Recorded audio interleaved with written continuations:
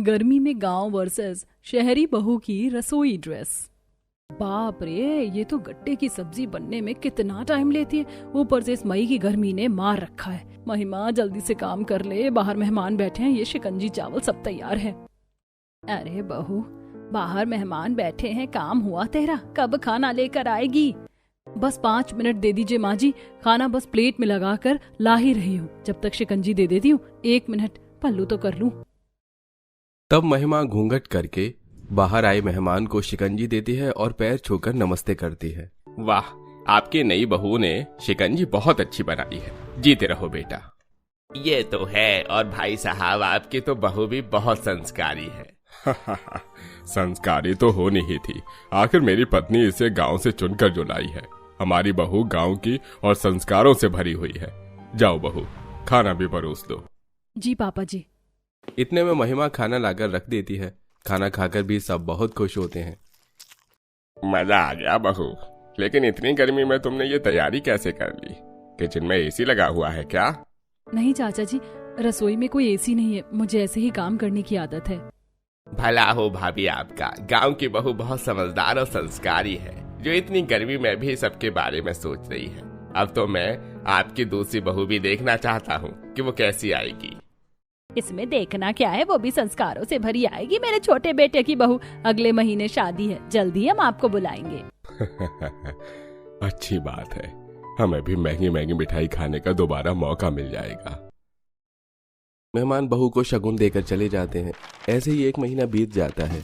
गायत्री के छोटे बेटे रमन की शादी पल्लवी नाम की शहर की एक लड़की से हो जाती है, जिसका घर में अच्छे से गृह प्रवेश हो जाता है। शादी के कुछ दिन गुजरते हैं। पल्लवी साड़ी पहनकर गर्मी की वजह से काफी परेशान हो जाती है। और एक सुबह, बाप रे बाप, सुबह के 9 बज रहे हैं और इतनी तेज धूप आ रही है ना बाहर से रसोई में। ऊपर से इस रसोई में एसी भी नहीं है, कैसे मैनेज करूं मैं? खाना बनाने में इतनी दिक्कत हो रही है और मेरा मेकअप भी खराब हो रहा है। पल्लवी, क्या हुआ तुम्हें? क्या होगा मुझे जेठानी जी, आपको दिखाई नहीं दे रहा मेरा मेकअप खराब हो रहा है? इतनी गर्मी की वजह से धूप आ रही है, मुझे खाना नहीं बनाया जाएगा। आप बना लो, सुबह का काम आप किया करो, मैं रात का काम कर लिया करूंगी। ऊपर से इतनी हैवी साड़ी पहननी पड़ती है और आप घूंघट क्यों करती हो? गर्मी नहीं लगती क्या? लगती है, पर मुझे इस घर में आए हुए 3 महीने हुए हैं। अभी घूंघट कैसे हटा दूं? हटाना तो तुम्हें भी नहीं चाहिए, पर तुम करती ही नहीं हो। हाँ, क्योंकि मैं आपकी तरह गाँव की गवार नहीं हूँ, शहर की पढ़ी लिखी लड़की हूँ, और ये सब घूंघट वूंघट करने की मुझे आदत नहीं है। इनफैक्ट मैं ये साड़ी भी नहीं पहनना चाहती। ये साड़ी पहनकर कोई रसोई में इतनी गर्मी में कैसे काम कर सकता है? देवरानी जी, आप भी नई नई आई हो, इसीलिए परेशान हो। थोड़े टाइम में आदत पड़ जाएगी। No way, I can't. क्या बात है पल्लवी बहू? अरे माँ जी, मुझसे इतनी गर्मी में ये भारी सी साड़ी नहीं पहनी जा रही है, और मुझे बांधने भी नहीं आती है। मैं कंफर्टेबल कपड़े पहनना चाहती हूँ। और हाँ, मैं सुबह खाना भी नहीं बना सकती, रसोई में बहुत गर्मी लगती है। मैं अब से रात का खाना बनाऊंगी। ठीक है, तुझे रात को खाना बनाना है तो रात को खाना बना ले, लेकिन बहू साड़ी तो तुझे पहननी ही पड़ेगी। अभी तुझे इस घर में आए हुए सिर्फ 1 हफ्ता ही हुआ है और कल मेहमान आ रहे हैं, तो ऐसे ही तैयार होना। बड़ा, मैं तो आज ही शॉपिंग करने जाऊंगी और कल वहीं उन मेहमानों के सामने कंफर्टेबल कपड़े पहनूंगी। इनको जो कहना है कहने दो। सास चली जाती है। महिमा पल्लवी के साथ खाना बनाने में मदद करवा देती है। फिर गर्मी लगने की वजह से महिमा अपने पति को साड़ी दिलाने के लिए कहती है, तो उसके साथ सूती साड़ी लेने चली जाती है। वहीं पल्लवी भी मॉल आकर अपने लिए वेस्टर्न ड्रेस खरीदती है। वाओ, ये ड्रेस कितनी सॉफ्ट है और कंफर्टेबल भी। लेकिन माँ जी को मेरे शॉर्ट ड्रेस पसंद नहीं आए, तो उसके लिए भी मैंने लॉन्ग मैक्सी ड्रेस, गाउन और बॉडीकॉन पसंद कर लिए हैं, ताकि ये भी पहन सकूं। पल्लवी कपड़े लेकर घर आ जाती है। ओहो, मैं तो भूल ही गई। शॉपिंग करते करते 7 बज गए। घर पर आई हूँ और मुझे अब डिनर भी बनाना पड़ेगा। क्या करूँ? बाहर से ऑर्डर कर देती हूँ, घर वालों को पता ही नहीं चलेगा। पल्लवी फटाफट खाना ऑर्डर करके घर के बर्तन में परोस कर घर वालों को डिनर के टाइम देती है, जिसे खाकर सब खुश होते हैं। वाह पल्लवी, तुमने खाना तो बहुत अच्छा बनाया है। ऐसा टेस्ट कल तो नहीं था। हाँ बहू, मुझे भी यही लग रहा है। माँ जी, इस टाइम मुझे परेशान करने के लिए धूप नहीं थी ना, और मसाले नए लेकर आई हूँ, इसलिए सब्जी अच्छी बन गई है, खा लीजिए। हाँ, ये हो सकता है। घर वाले खाना खा लेते हैं। पल्लवी खुश होती है। सुबह गर्मी में बड़ी बहू रसोई में खाना बनाती है, लेकिन अपनी नई सूती साड़ी में। तब सास, अरे बहू, ये तुम बूढ़ों जैसी साड़ी क्यों पहन रही हो? पहले वाली क्यों नहीं पहनी? अरे माँ जी, सुबह धूप में रसोई में इतना सारा काम करना पड़ता है कि पसीना आना रुकता ही नहीं है और हालत खराब हो जाती है, इसीलिए हल्की सूती साड़ी लेकर आई हूँ। देखिए कितनी अच्छी है पहनने में, अब तो मुझे घूंघट करने में भी कोई प्रॉब्लम नहीं है। ये साड़ी लाकर तूने अच्छा किया, छोटी बहू को भी बता दे, वो भी कल परेशान हो रही थी ना कपड़े पहनने से। माँ जी मैं उसके लिए भी 2 साड़ी लेकर आई हूँ, उसे दे देती हूँ। सुबह सबको चाय नाश्ता और टिफिन देने के बाद महिमा पल्लवी को सूती साड़ी देने जाती है, जिसे देख पल्लवी साड़ी को जमीन पर फेंक देती है। ये क्या जेठानी जी, 80 साल की बूढ़े लोगों वाली साड़ी है, मैं इसे कभी नहीं पहनूंगी, आप रहने दीजिए। कल मैंने अपने लिए शॉपिंग कर ली है, मैं वही पहनूंगी आज। लेकिन पल्लवी एक बार साड़ी पहनकर तो देखो। नहीं मुझे नहीं पहननी। तब महिमा वहां से चली जाती है। कुछ देर बाद मेहमान आते हैं तो पल्लवी शॉर्ट ड्रेस पहनकर कोल्ड ड्रिंक और स्नैक्स लेकर मेहमान के सामने चली जाती है। ये देख वो शॉक्ड होते हैं। बाप रे छोटी बहू, ये तुम कैसे कपड़े पहनकर आई हो हमारे सामने, कुछ शर्म आया है कि नहीं? अरे इसमें शर्म हया वाली कौन सी बात है, ये मेरी बहुत कंफर्टेबल ड्रेस है जिसे पहनकर मैं आराम से रसोई में काम कर सकती हूँ। आप लोग नहीं समझेंगे, खाना खाइए।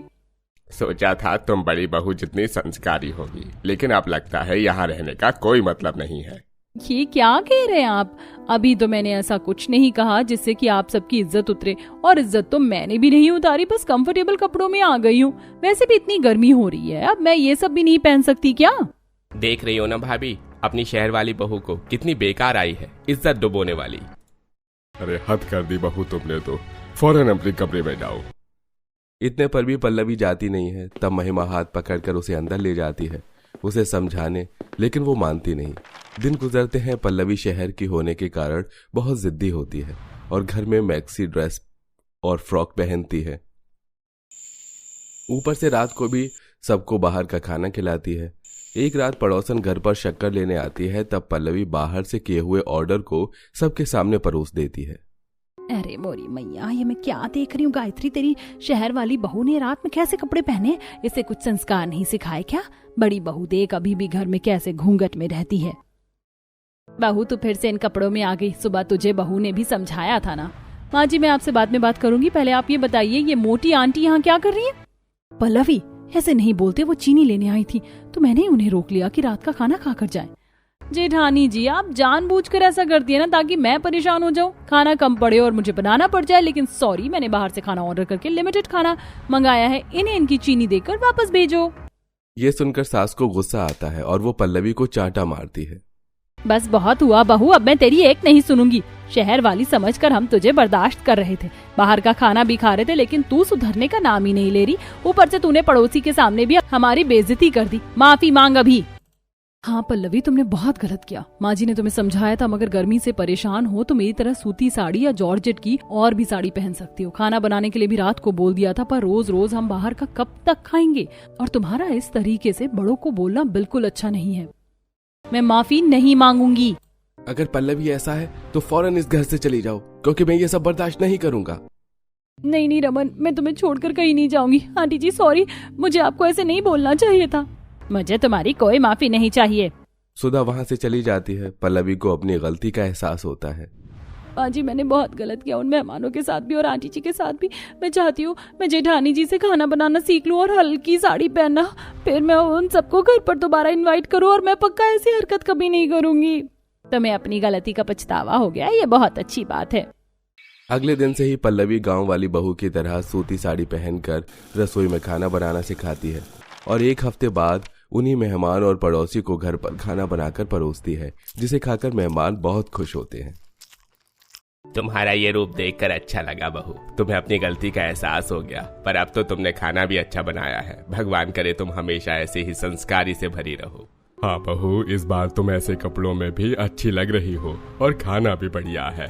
और आज मैं तुम्हें दिल से माफ कर रही हूँ, क्योंकि तुमने मॉडर्न होने के बाद भी खुद को बदल लिया, और शर्म तो आंखों से होनी चाहिए, पर्दा करना तो बात की बात है। आप सबने मुझे माफ कर दिया, उसके लिए थैंक यू। जेठानी जी आपने मुझे बदल दिया, इसके लिए भी थैंक यू। इस तरह पल्लवी अपने ससुराल में खुशी खुशी रहने लगती है। मेरी बच्ची अपना ख्याल रखना, अब से तुम्हारी एक नई जिंदगी की शुरुआत होने वाली है। तुम्हारे ससुराल में काफी सारे लोग हैं, हो सकता है कभी तुम्हें किसी की बात अच्छी ना लगे, कभी तुम्हें कोई डांट दे, लेकिन कभी उनकी बात का बुरा मत मानना। वो जो कहेंगे करेंगे उसमें तुम्हारी भलाई होगी। जी माँ, आपने जो जो मुझे कहा है मैं उन सभी बातों का ध्यान रखूंगी माँ, आप अपना ख्याल रखना। अपनी माँ से विदा लेकर शीतल अपने पति विनोद के साथ एक नई जिंदगी की शुरुआत करती है। कुछ ही देर में विनोद शीतल को लेकर अपने छोटे से घर जा पहुंचता है। विनोद का ये छोटा सा घर तकरीबन 30 लोगों से भरा था। पूरा परिवार अपनी नई बहू का काफी प्यार से स्वागत करता है। शीतल बहू, ये तुम डब्बे के अंदर क्या लेकर आई हो? हमने समधन जी से कहा तो सही था कि हमें दान दहेज में कुछ भी नहीं चाहिए। माँ जी, वो आपने मना तो किया था, लेकिन इस तरह खाली हाथ भेजना मेरी माँ को ठीक नहीं लगा, इसीलिए उन्होंने मुझे ज्यादा कुछ तो नहीं, लेकिन एक फर्राटेदार पंखा दिया है। ये काफी अच्छा पंखा है। तुम सच कह रही हो? तुम पंखा लेकर आए हो दहेज में? ये तो काफी बढ़िया किया तुमने। वैसे भी इस एक पंखे में तो हमारा ठीक से गुजारा नहीं हो पाता था। चलो जल्दी से तुम्हारा नया पंखा खोल कर देखते हैं। रुक जाओ, तुम लोगों में तो सबर नाम की चीज ही नहीं है। कोई जरूरत नहीं है नया पंखा इस्तेमाल करने की। अभी चल तो रहा है पुराना पंखा, जब ये खराब हो जाए तो नया पंखा इस्तेमाल करेंगे। शीतल की दादी सास कलावती इतना बोल ही रही होती है कि तभी छत पर लगा उनका पंखा चलते चलते बंद हो जाता है। अरे ये पंखा अपने आप चलते चलते बंद कैसे हो गया? कहीं बिजली तो नहीं चली गई? नहीं माँ, बिजली तो आ रही है। लगता है हमारा पंखा दोबारा से खराब हो गया। नाक में दम करके रख दिया है। 1 हफ्ता पहले ही तो इसे सही करवा कर लाया था, अब दोबारा से खराब हो गया। अब लगवाओ दोबारा पैसे इसे ठीक करवाने में। कोई जरूरत नहीं है दोबारा पैसे डालकर इसे ठीक करवाने की। नया पंखा लेकर आई है तो क्यों नहीं इसी का इस्तेमाल कर लें? भैया बिल्कुल ठीक कह रहे हैं। इसी बहाने हमें इस नए पंखे की ठंडी ठंडी हवा खाने को भी मिल जाएगी। आतिश और कमलेश मिलकर पंखे को बाहर निकालते हैं और जैसे ही उसे चालू करते हैं तो नए पंखे की ठंडी ठंडी हवा के सामने पूरा परिवार मदहोश होकर बैठ जाता है। माँ, इस नए पंखे में से कितनी ठंडी ठंडी हवा आ रही है ना। हमारा पुराना पंखा तो बिल्कुल भी हवा नहीं देता था। मुझे तो इस नए पंखे की ठंडी हवा में नींद भी आने लग गई है। मैं तो चली सोने। शीतल, तुमने काफी अच्छा किया दहेज में पंखा लाकर। इस पंखे की हमारे परिवार को काफी ज्यादा जरूरत थी। अब तो नए पंखे की ठंडी ठंडी हवा में बैठकर हम सब चाय भी पी सकते हैं। अपने ससुराल वालों को इतना खुश देख शीतल भी काफी ज्यादा खुश थी और ऐसे ही 1-2 दिन गुजर जाते हैं। शादी की सारी रस्मों के बाद अब शीतल घर की जिम्मेदारियां संभालने लगती है। भाभी, आज तो काफी सारे कपड़े रखे हुए हैं धोने के लिए। मैं कपड़े भीगने के लिए डाल देती हूँ, तब तक आप लोग भी आ जाइए, साथ मिलकर धोएंगे तो जल्दी धुल जाएंगे। आज मेरा काम करने का बिल्कुल भी मन नहीं कर रहा है। शरीर में आज काफी दर्द हो रहा है। थोड़ी देर मुझे आराम करने दो, आज कपड़े तुम धो लो। मेरी तो ठीक से नींद भी पूरी नहीं हुई है। कपड़े ठीक से नहीं धुले तो माँ जी काफी गुस्सा करेंगी। कोई बात नहीं भाभी, होता है, मैं कपड़े धो देती हूँ। शीतल बाहर आंगन में जाकर कड़ी धूप में ढेर सारे कपड़े धोती है और थक हार कर पसीने से तरबतर होकर शीतल पंखे के सामने जैसे ही आकर बैठती है। अरे बहू, पंखे के सामने आकर बैठ गई। हम सब बैठे तो हैं, दिखाई नहीं दे रहा है तुझे? जा अब खाने की तैयारी कर। मैं तो आज खिचड़ी खाने में खाऊंगी। बहू, मेरा तो दाल चावल खाने का मन कर रहा है और साथ में आलू का चोखा भी बना देना। मैं तो आलू मटर की सब्जी और रोटी खाऊंगी। भाभी, मेरे लिए तो आप आलू के पराठे बना देना। एक एक शीतल के देवर, जेठ, नंद, जेठानी, सास, ससुर सब शीतल को खाने का मेन्यू बता देते हैं और बेचारी गर्मी से परेशान हो रही शीतल दोबारा से चूल्हे पर जाती है और सबकी फरमाइश का खाना बनाने लगती है। कई देर तक खाना बनाने के बाद जब शीतल थोड़ी देर पंखे की हवा में बैठती है। अरे बहू, तो फिर आकर बैठ गई हवा खाने के लिए? अरे घर में इतने सारे काम पड़े हैं, चल जल्दी से झाड़ू पोछा कर लिया और फिर बाहर से सब्जी भी ले आना। सभी लोग सुबह से शाम तक शीतल को कुछ न कुछ काम बताते रहते हैं और बेचारी शीतल 1 मिनट के लिए भी अपने लाए हुए पंखे की ठंडी हवा में नहीं आ पाती। रात में भी सोने के वक्त सभी पंखे के सामने सो जाते हैं और बेचारी शीतल घर के कोने में पड़ी गर्मी से परेशान होती रहती है।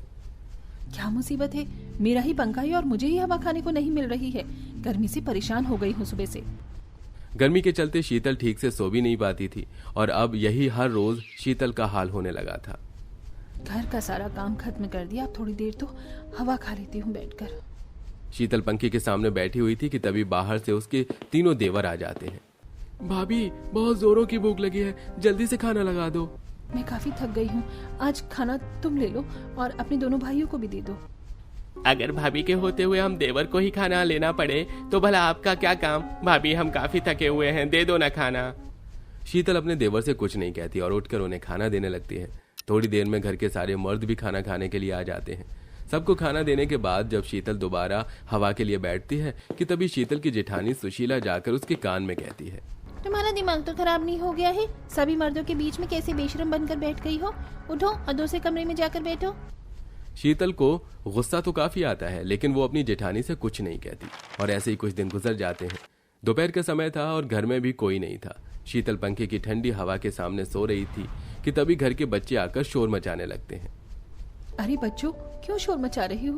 बाहर जाकर खेलो। चाची बाहर तो बहुत ज्यादा गर्मी है, इतनी गर्मी में हम लोग खेलेंगे कैसे? आप एक काम करो, आप दूसरे कमरे में चले जाओ। हाँ चाची, हम दूसरे कमरे में चले जाइए ना। शीतल दूसरे कमरे में सोने के लिए चली जाती है, लेकिन गर्मी के चलते बेचारी शीतल को नींद ही नहीं आती।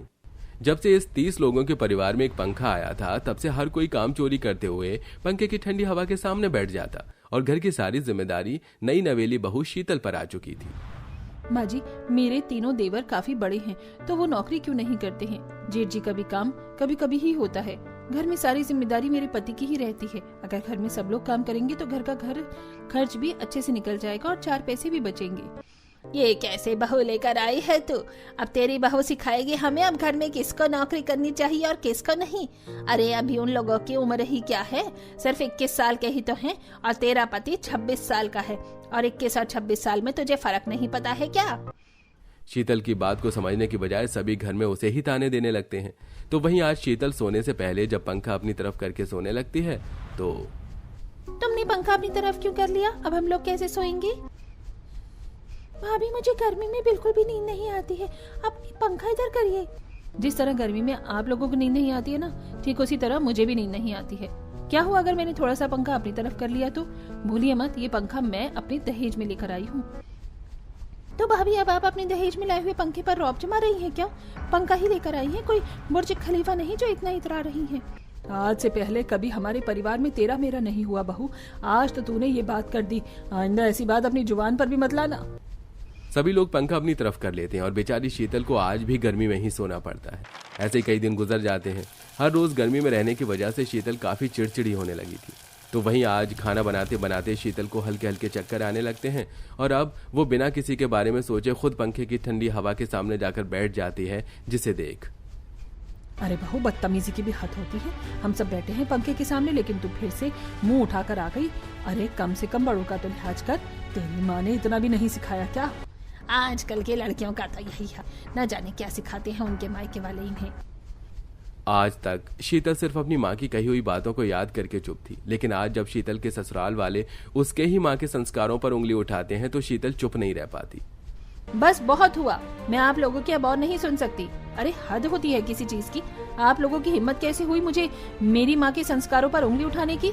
अगर वो मुझे ऐसे संस्कार न देती ना, तो आप इस पंखे की ठंडी हवा के सामने बैठकर आराम नहीं फरमा रहे होते। ये पंखा दहेज में मैं इसलिए लेकर आई थी ताकि हम सब लोग इसकी ठंडी हवा के सामने आराम कर सके, लेकिन आप लोगों ने तो इस पर ऐसा कब्जा किया मानो जैसे ये पंखा आप लेकर आए हैं। किसी ने भी मेरे बारे में एक बार नहीं सोचा।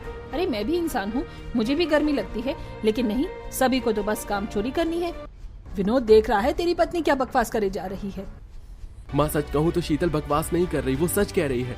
घर में इतने सारे लोग हैं जो कमा सकते हैं, लेकिन नौकरी सिर्फ मैं ही करता हूँ। सुबह से शाम तक गधा मजदूरी करने के बावजूद भी अगर मेरी पत्नी को उसके ही दहेज में लाए हुए पंखे की थोड़ी सी भी हवा नसीब नहीं होती तो मुझे कैसा लगेगा? अरे मेरे तीनों भाई पूरा दिन आवारागर्दी करते हैं, लेकिन कोई भी 10 पैसे नहीं कमाता। जब तक हम सब मिलकर एक साथ मेहनत नहीं करेंगे तब तक इसी तरह हमारी जिंदगी की रेलगाड़ी चलती रहेगी। विनोद की बात सुनकर आज पहली बार घर में सभी को इस चीज का एहसास हुआ था और अब अगले दिन से ही विनोद की तीनों छोटे भाई अलग अलग जगह पर नौकरी करना शुरू कर देते हैं। तो वहीं विनोद का बड़ा भाई भी अब एक पक्की नौकरी ढूंढ लेता है, जिससे अब घर में जहां 4 पैसे ज्यादा आते तो वहीं जल्दी घर में अब 1 से 3 पंखे हो जाते हैं, जिसके हवा में अब ये 30 लोगों का परिवार एक साथ आराम से रहता है।